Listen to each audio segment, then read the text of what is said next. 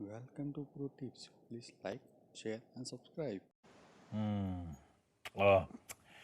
2% का दबाव, IT index 4.25% कमजोर, मेटल 3.25% का दबाव झेलता हुआ और बैंक तो खैर 2.25% के आसपास की कमजोरी के साथ ऑलरेडी कामकाज कर ही रहे हैं। एक पॉकेट जो है वो हेल्थ केयर की, डायग्नोस्टिक स्पेस, वो फिर से वीकनेस, फार्मा में सिलेक्टिवली कई सारे स्टॉक्स वापस दबाव में।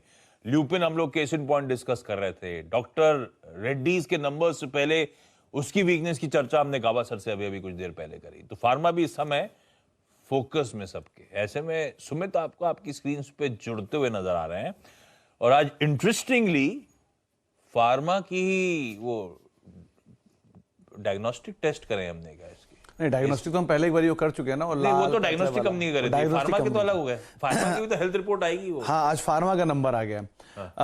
और बहुत सारी इंटरेस्टिंग चीजें हैं। मतलब कल जब मैं पढ़ रहा था इनके नंबर्स, एक तो ये इतना डिफिकल्ट सब्जेक्ट है जो मेरे थोड़े परे निकल जाता है। 4 दवाइयों के नाम पढ़ते मेरा आंकड़े बिगड़ जाते हैं। उसमें बेहतर ये रहता है कि लिवर एलिमेंट की दवा, हाँ, तो मतलब किस चीज की क्या दवा है इसी में मैं लटक जाता हूँ, उसके आगे मैं जाता ही नहीं कि इनके नाम क्या है। खैर, तो अब शुरू करते हैं आंकड़ों के साथ। सबसे पहले की तरह कि किस तरह की सिचुएशन है। देखिए, ये पूरा सेक्टर जो फार्मास्यूटिकल सेक्टर है, एक तो ये वो सेक्टर है जो कि परपेचुअली कामकाज करता है। इसमें ऐसा कुछ नहीं होता कि ये कभी इसकी डिमांड में ऊपर नीचे होता है। थोड़ा बहुत यूएस की डिमांड, थोड़ा बहुत रशिया की डिमांड ऊपर नीचे जरूर होती है, लेकिन इनकी डिमांड भी एफएमसीजी की तरह होती है, कंसिस्टेंट रहेगी लेकिन स्टेबल रहेगी।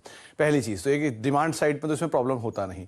दूसरा, ये शेयर हायर लेवल से काफी ईज आउट हुए हैं। ये सेक्टर करीब 12-13% के आसपास ऊपरी स्तर से टूट चुका है। और उसके अलावा जो बड़े दिग्गज कंपनियां हैं वो भी अपने हायर लेवल से करीब 30% के आसपास थोड़ा सा ईज आउट होते हुए दिखाई पड़ा है। तो 14% के आसपास सेक्टर नीचे आया है और इंडिविजुअल कंपनीज जो हैं वो 30% से ज्यादा की गिरावट दिखा चुकी हैं। बड़ी कंपनियां, दिग्गज कंपनियां जो हैं, इसीलिए इसमें वो कंपनियां शामिल करी मैंने जो कि, क्योंकि इतनी बड़ी सूची है, इसमें अगर आप सारी कंपनियों को मिलाएंगे तो 50-60 कंपनियों तक पहुंच जाती हैं। लेकिन हाँ, दिक्कतें हैं। कहीं पर यूएसएफडीए का जांच है, कहीं पर जो डिमांड का प्रॉब्लम है, उनका एक इंपैक्ट यहां पर देखने को मिल रहा है। इंडिविजुअल स्टॉक्स, सबसे पहला नाम डिवीस लैब, एक बढ़िया आईपीओ फार्मास्यूटिकल स्पेस का और शायद सबसे बेहतरीन रिटर्न देने वाला आईपीओ जो फार्मास्यूटिकल का रहा है वो है डिवीस लैब। हायर लेवल से 20% ईज आउट हुआ है। ये एपीआई का लार्जेस्ट मैन्युफैक्चरर और one of the finest company से काउंट करा जाता है। 45 के मल्टीपल पे कामकाज कर रहा है। हालांकि ये हायर लेवल से 30 के मल्टीपल में यूजुअली 10 साल के पीई में कामकाज करता है और 10 साल की प्रॉफिटेबिलिटी ग्रोथ आपकी स्क्रीन पर है 17% के आसपास की। तो आप 3 पैरामीटर में इन कंपनीज को देखेंगे। पहला पैरामीटर, जिनकी प्रॉफिटेबिलिटी ग्रोथ बहुत स्ट्रांग है। दूसरा, थोड़े सस्ते हो गए हैं। और तीसरा, पुरानी क्रेडिबल हिस्ट्री भी चल रही है। डॉक्टर रेड्डीज हायर लेवल से 30% के आसपास ईज आउट हो चुका है। 25 के मल्टीपल पे स्टॉक कामकाज कर रहा है। अपने पिछले 10 साल के एवरेज पी से सस्ते मल्टीपल पे ये भी ट्रेड कर रहा है। और अगर इसकी प्रॉफिटेबिलिटी ग्रोथ देखेंगे तो डिवीज तो थोड़ी हल्की है, 7% के आसपास की प्रॉफिटेबिलिटी ग्रोथ यहां पर देखने को मिली है। इसके आगे और बढ़ते हैं और फार्मा मेजर्स में ही जो सबसे बड़ा नाम आता है वो है सन फार्मा का, दिग्गज कंपनी है। और इंटरेस्टिंग है कि 2008-9 में एक बार बड़ा बायबैक भी कर चुकी है 950 के ऊपर का, लेकिन वो बाहर दोबारा आते हुए नहीं दिखाई पड़े। 29 के मल्टीपल पे ट्रेड कर रहा है। 10 साल का एवरेज पी 42 है और यहां पर भी प्रॉफिटेबिलिटी ग्रोथ 12% के आसपास की, यानी डबल डिजिट में प्रॉफिटेबिलिटी ग्रोथ इसने भी दिखाई है। हायर लेवल से भी 30-35% के आसपास ईज आउट हो चुका है। लुपिन मेजर कंसर्न में स्टॉक रहता है। यूएसएफडीए की दिक्कतें भी रही हैं और लॉस भी आ रहे थे, तो इसीलिए इसका पीई नहीं निकला। लेकिन एवरेज पी इसका करीब 29 के आसपास का है और 10 साल के एवरेज प्रॉफिटेबिलिटी ग्रोथ जो है वो भी करीब 3% के आसपास की आपको दिखाई पड़ेगी। इंटरेस्टिंग पार्ट ये कि अपने लोअर मल्टीपल होने के बावजूद भी ये स्टॉक में ज्यादा मूव नहीं आता है। लाइकवाइज सिप्ला 12% के आसपास ईज आउट, ये चला बहुत है लिटरली और इसने एक बढ़िया अपने ईयर हाइज भी बनाए थे। उसके बाद थोड़ा ईज आउट हुआ, 29 के मल्टीपल पर है, 31 का इसका 10 ईयर्स का एवरेज मल्टीपल है और 10 साल की एवरेज प्रॉफिटेबिलिटी ग्रोथ जो है वो 8% के आसपास की। तो ये एक और ऐसा स्टॉक है जो कि single digit average 10 year profitability growth दिखाता चला आ रहा है। इसके अलावा कुछ और कंपनियों की अगर बात किया तो उसमें एक नाम आता है इप्का लैब। हालांकि इसमें एक एडजस्टमेंट हुआ बोनस का, लेकिन 28 के मल्टीपल पे शेयर ट्रेड कर रहा है।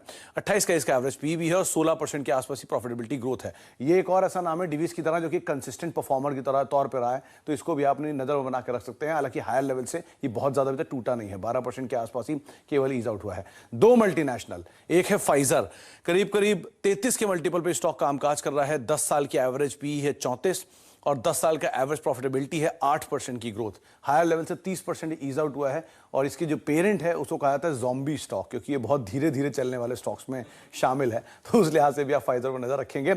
और लास्टली है सनोफी। अगर आप डिविडेंड यील्ड के हिसाब से कोई स्टॉक देख रहे हैं तो इकलौता स्टॉक यही है, 3% 2.5% के आसपास की यील्ड बैठती है इसकी।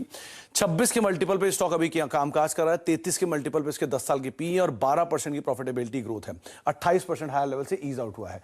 पहला नाम इस पूरी शीट का था डिविस और आखिरी नाम इस शीट का है सनोफी, जो कि दोनों 10% से ज्यादा प्रॉफिटेबिलिटी ग्रोथ दे रहे हैं और हायर लेवल से 30-35% ईज आउट हुए हैं। एक मेजर है डोमेस्टिक, एक मेजर है मल्टीनेशनल। इस लिहाज से अगर आप देख रहे हैं तो ये दो कंपनियां जो कि सबसे बेहतरीन प्रॉफिटेबिलिटी ग्रोथ इस सूची में दिखाती हैं। चलिए, ये तो बढ़िया सा फार्मा का एक हेल्थ चेक, तबीयत नासाज है।